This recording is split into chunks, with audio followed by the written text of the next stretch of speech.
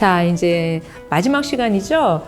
우리 NCS로 개인의 평생 직업력 개발, 나아가 국가 인적자원 개발을 이룬다라는 주제로 설명드리도록 할게요. 우리나라의 인적자원 개발은 뭐 교육 인적자원 개발부라는 용어도 예전에 있었지만 우리가 산업 균형 발전을 위해서 인력 수급이 불균형이 되고 있는 게 가장 큰 문제입니다. 그러니까 우리 청년들은 열심히 공부해서 이제 노동시장에 나오지만 정작 노동시장에서는 필요한 사람이 없다고도 하고 막상 이제 어느 분야는 너무 사람이 부족하고 어느 분야는 너무 사람이 많고 등등 인력 수급이 불균형한 게 이제 가장 큰 문제인 거고 대학은 워낙 많고요. 인구는 줄고 하는 이런 데에서 질적 수준 제고나 현장 적합성 제고를 위한 산학의 협력이 지금 부족한 부분도 이제 좀 강화할 필요가 있는 거고요.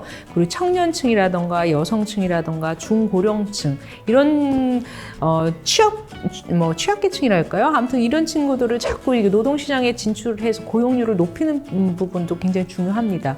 그리고 이제 진로 직업 기반이라는 것은 어렸을 때는 너 뭐 되고 싶어 하고 꿈깎기를 자꾸 물어보지만 결국은 대학 수능에 따라서 막 공부하고 또 맞다 틀리다는 정답 위주의 교육을 통해서 이 사람들에게 꿈깎기 진로가 연계가 되는 교육이 아니에요. 그러니까 이런 부분도 이제 개선할 필요가 있는 거죠. 그리고 학교 다닐 때는 열심히 공부했는데 정작 취업 이후에 자신이 그 공부한 것이 연결돼가지고 자신이 그 분야에서 전문가로 클 수 있는 이런 직업력 개발 체계도 굉장히 부족하죠. 전반적으로 이제 우리나라의 인적자원 개발이 국가 인적자원 개발 차원에서 거시적인 차원에서 이게 통합적으로 관리를 해야 되는데 각 분야별로 이 부처는 부처대로, 지자체는 지자체대로, 교육기관은 교육기관대로, 훈련기관은 훈련기관대로 이 분야 중요하다면 이 분야로 쭉 교육훈련 과정 만들고 뭐 이런 식으로 된다는 거죠.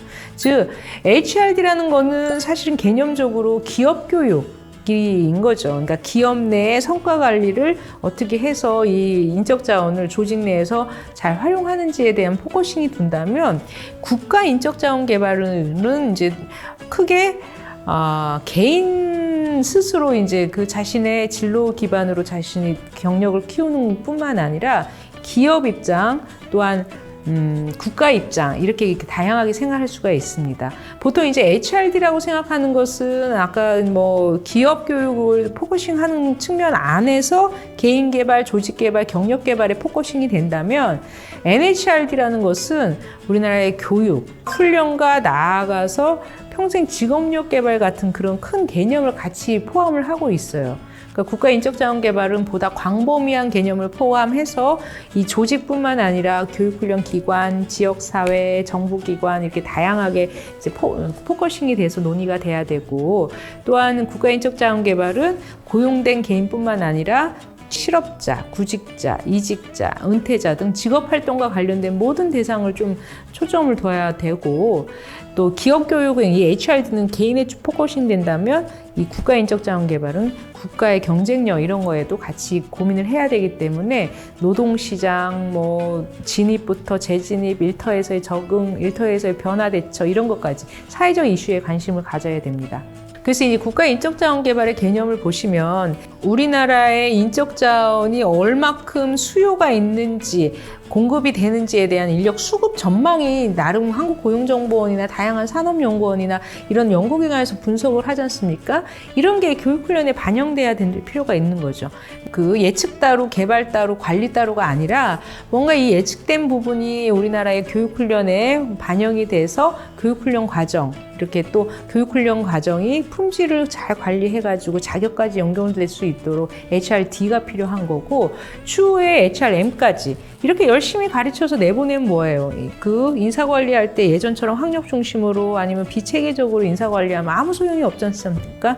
그래서 인적자원 관리까지 연결될 수 있도록 해야 되고 이런 게 다 요즘에는 빅데이터나 데이터 기반 또 AI까지 같이 지금 돌기 때문에 이렇게 정보 같은 것도 같이 연결될 필요가 있습니다. 그 안에 NCS가 산업별로, 직업별로, 직무별로 이게 체계적으로 정리된 그런 자료도 같이 활용될 수가 있는 거죠. 그러니까 이 정보 기반의 예측과 개발과 인적자원 관리가 뭔가 이게 좀 체계적으로 관리될 필요가 있지 않을까 싶습니다. 그게 바로 효율적인 국가 인적자원 개발인 거죠. 근데 이 부분은 나름 정부 부처가 뭐 교육부도 있고 고용부도 있고 다양한 지자체 또 다른 정부 부처에서 나름 하고 있지만 개인을 중심으로 봤을 때는 때는 이게 좀 따로 연결 좀 산발적으로 이루어지는 부분이 없지 않아 있거든요. 그래서 이제 NCS를 통해서 자신의 평생 직업력 개발의 경로를 본 후에 그에 따라서 능력을 쌓고 추후에 이 능력으로 쌓는 걸로 끝날 게 아니라 이 축적된 학습 경험을 인정받을 수 있는 게 뭐다라고 제가 말씀드렸죠. 직무능력 은행제를 통해서 차곡차곡 이제 쌓아놓으면 그것이 이제 자신의 평생 직업력 개발의 이력 관리의 이제 기본이 될 수가 있는 거죠.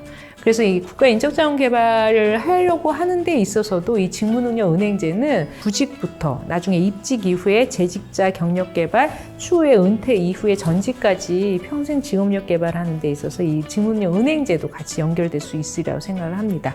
이제까지 이제 NCS를 통해서 우리나라 교육과 훈련의 이제 품질 제고, 이 품질 제고는 결국은 자격이 없는 교육 훈련은 없다라는 그 기조 하에 교육 훈련이 그냥 교육 훈련으로 끝날 게 아니라 추후에 이 교육 받은 게 나중에 인정받을 수 있도록, 그리고 그게 나중에 자격이 될 수 있도록 할 필요가 있다는 걸 이제 필두로 이번에 전반적인 미래 교육의 품질 NCS에서 길을 찾다를 마무리하도록 하겠습니다. 끝까지 경청해 주셔서 감사합니다.